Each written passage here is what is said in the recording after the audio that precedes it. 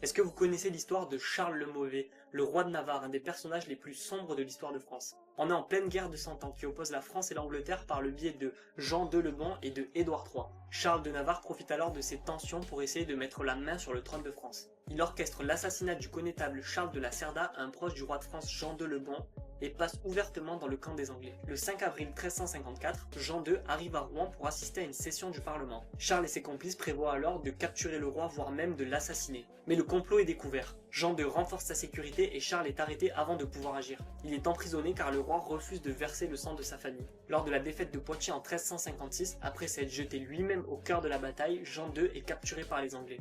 C'est son fils Charles, le futur Charles V, qui exerce la régence. Une révolte va alors éclater dans Paris et Charles va être libéré par les émeutiers. Il rejoint la révolte et harangue les foules. Ce chaos va conduire à l'assassinat de 2 maréchaux de France le 31 juillet 1358. Charles sent alors le vent tourner et en tant que bon lâche, il va retourner se cacher en Navarre. À partir de là, il va continuer de changer d'allégeance au fil des situations, mais en 1378, après des années de conflits avec la Castille, Charles va perdre la Haute-Navarre, ce qui va considérablement réduire son influence et mettre fin à ses ambitions sur le trône de France. Si bien que jusqu'à la fin de sa vie, il devra gérer des luttes internes pour maintenir le pouvoir dans son royaume. Ses actes, tout au long de sa vie, lui auront forgé une réputation de traître opportuniste et de personnage perfide, d'où son surnom de Charles le Mauvais qui le suivra à travers les siècles.